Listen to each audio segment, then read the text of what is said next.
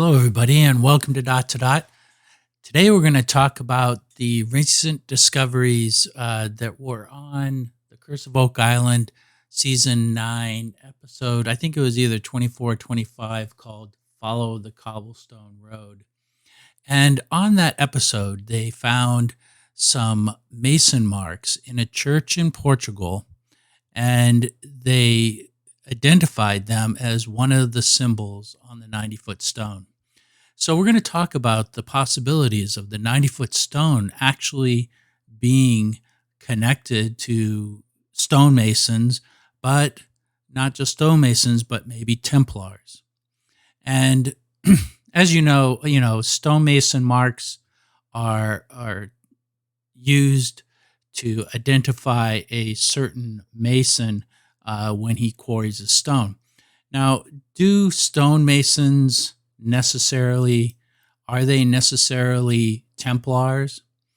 Well, I don't know if one was the other. There may have been a Templar that was a stonemason, or vice versa. But here's the tunnels at Accra in the Middle East, and these are a Templar fort that was in Accra, and these are the tunnels they found underneath that were going to, I believe, towards the Temple Mount in the Middle East. So the Templars did have stonemasons working for them. Now, were the stonemasons Templars? We don't know. But there is a close association to Templars and stonemasons. Now, the next sort of thing that we can think about is, if the 90-foot stone is done with Templar or with stonemason mason marks, were there stonemasons on Oak Island? And I think you could pretty much say yes. Well, where are the stone structures?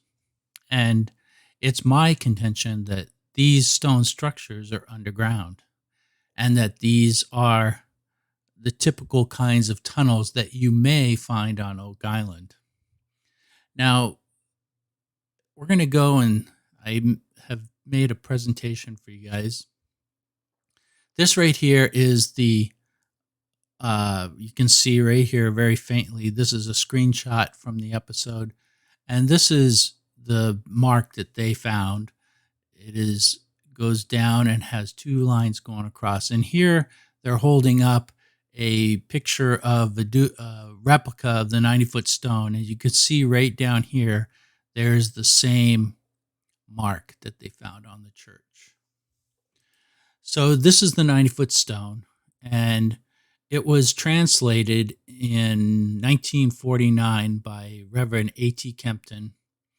And if you don't know the translation, pretty much everybody who watched the show knows it. It says 40 feet below, 2 million pounds are buried.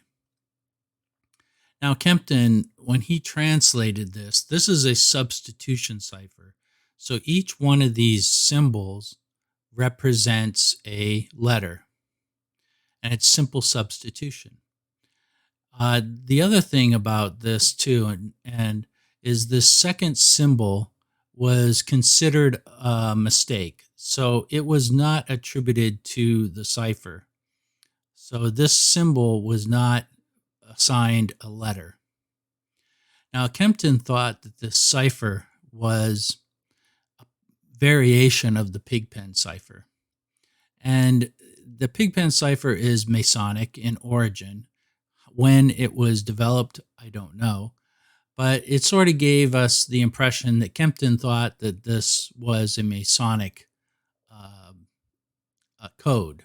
So, but if you take this cipher right here and you attribute it to the alphabet, these are the symbols that you get for each letter of the alphabet using the Pigpen cipher. It doesn't really add up to the 90-foot stone. So, is it that the 90-foot stone is not a Pigpen cipher, but they're actual Mason marks that were used? Now, here's the full the symbols that we have. Now, these are not just the symbols of the 90-foot stone. These are also symbols that were added that belong to La Formula. And we'll get to that at the end. But this is the full Kempton cipher. And when you look at these, there is a logic that sort of develops. For instance, you have the T, and then you have this going the opposite way. Then you have triangles. Then you have the up and down dots that are close together. And you have this right here. And so this is pretty much been used for the 90-foot stone and La Formula. We got a translation in English for the 90-foot stone, and we got a translation in French for the La Formula. Now, I watched a couple of videos, and here I'll show you. It's called the Oak Island Shakespeare Project. I took the screenshot from his, and I watched these two videos. Excellent videos. He does a great analysis of the 90-foot stone cipher. He gets in also to the Wilhelm cipher, which was done by Dr. Wilhelm back in the 70s, which gave a Spanish translation. So he goes into actually dual cipher possibilities also. But if you have, I'll leave a link in the description for these two, and you can give them a check out if you like. But when he did his analysis, he used the actual forms of the letters or the symbols that were used by Kempton. Now, Kempton didn't have the stone in front of him.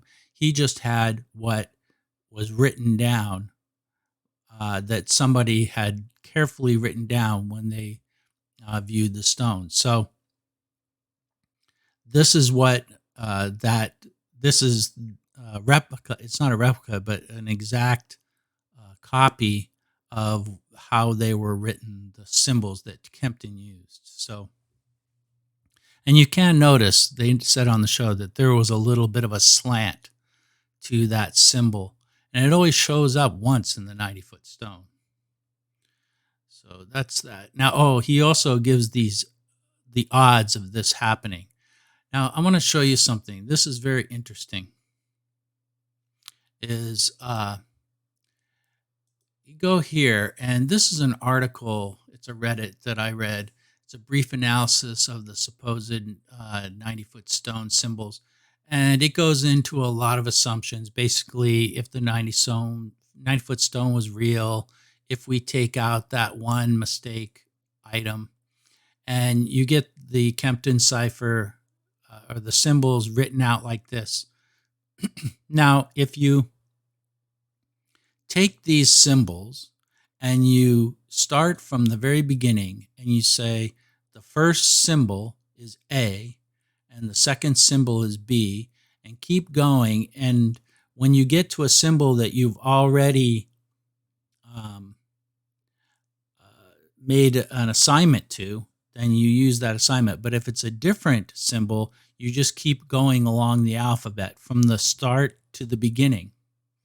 So what's interesting is what you do is you take this, and there's a crypto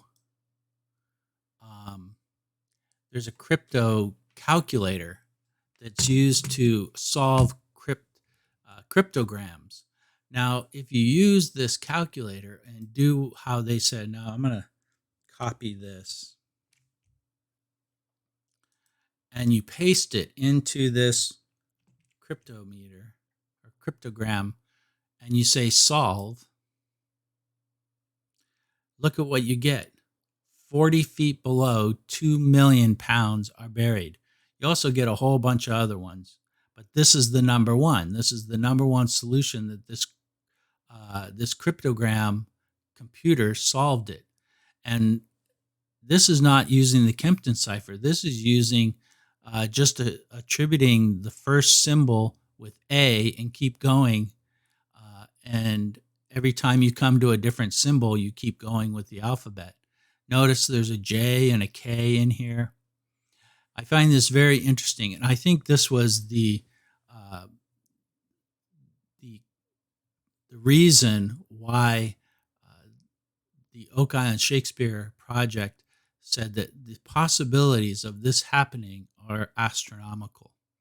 So I'm pretty convinced that the 90-foot stone is an actual cipher, that it wasn't made up. And Kempton, I mean, you can solve substitution ciphers fairly easy with a logical way. But this fascinated me with that computer. But onto the Mason marks. Now, this is a article from a Masonic site, and it's talking about what's called the mark degree. And the mark degree is a degree you can get in Freemasonry, and it has to do with what they call Mason, speculative Mason versus operative Mason. Now, an operative Mason was a stonemason. And then back in 1640, men who were not stonemasons would come to the meetings and talk about philosophy or politics or whatever, and they were called speculative Masons. And that's what Freemasonry is today, is it's speculative Masonry. But they were joined together. So maybe Templars were not stonemasons, but they would go to the stonemason meetings, and that's how speculative Masonry. But this is in 1640, they say that happened. Here's the pigpen cipher is part of this Mason degree, and they teach that. So maybe that's where Kempton got the idea that it was Masonic. Now here's some Mason marks. These are English Mason marks, and you notice that I've circled this is the one that they found also in the Portugal church.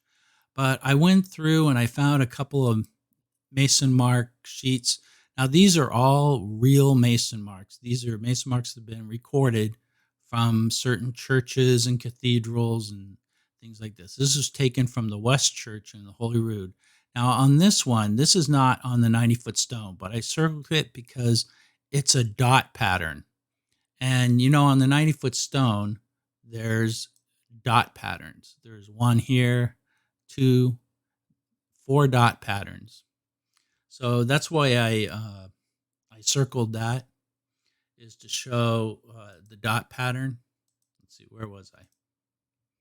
So dot patterns are known. There's several of them here. And we have those 3. Now, this is a Mason who went to Syria and Lebanon and Sidon. And these are the Mason marks he found. And we see some that are on the 90-foot stone. Here's some more. And this was a sheet that shows different places and different times.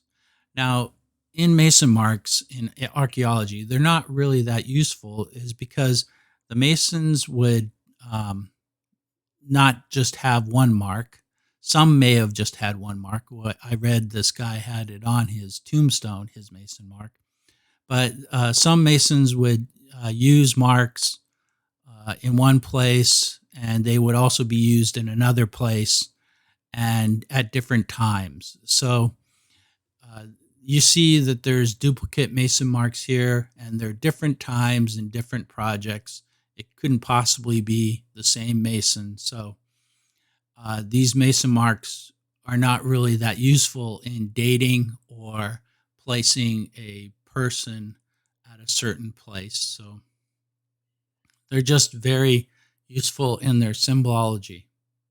So this is, you know, there's some churches here. This is the crypt of Canterbury Cathedral, 12th century. These are Carlisle Cathedral, 12th century, and so on. But so far, these are the Mason marks. The ones with the red dots are the symbols that I've found that correspond to the cipher, the Kempton cipher. So I've gotten quite a few of them, and it's becoming, you know, and I haven't really looked at that many, and it's really hard to find material about Mason marks online. So, But let's move on. This is another thing that I want to discuss is La Formula. Now, La Formula uses the exact same cipher as the Kempton cipher. And yes, I did do this in the computer the same way as we did the 90-foot stone, and it didn't come out with anything. Why? Because it's in French. And the cryptographs engine that is online that I just showed you is in English. It's for the English language. So this didn't work. But it brings up the question, La Formula, I mean, it came after the 90-foot stone, and it uses the exact same cipher. So is La Formula a hoax by using just the 90-foot stone cipher? Perhaps it could be. But, the 90-foot stone is said to be a hoax. But yet it has a very unique cipher. And we're finding out that it may be connected to the Knights Templar. And it's very exciting. These are the other thing about La Formula and the 90-foot stone. The difference between the two is these symbols are only used in the La Formula. These symbols were not used in the 90-foot stone. If you count the G, if you count that one symbol with the double lines there, you don't count that one. It was not in the 90-foot stone, but this symbol is in La Formula. So that's one thing about La Formula is it has 5 different symbols that were not on the 90-foot stone. So this is the translation that you get from the 90-foot stone. It is in French. And this is a translation that Olivier from Oak Island Research did for us. And he's an expert in French. So I'm very trustworthy, have a lot of confidence in this translation. Now, another that we hardly even talk about is this document that came out, I believe it was last season, but it was presented by a gentleman named Phil Stephenson. And he said that this document belonged to one of his ancient relatives, probably not that ancient, but it was around 1880s, 1888, if I believe, or close to it. It was from a gentleman called Robert D'Onston, or Rosalind D'Onston, who actually was involved with the Jack the Ripper murders in London. He was actually thought to be a suspect at one time, but they found out that he was not. So anyway, this was supposedly according to Philip Stephenson, which I wish I could get a hold of, is one of his documents, Robert D'Onston's documents.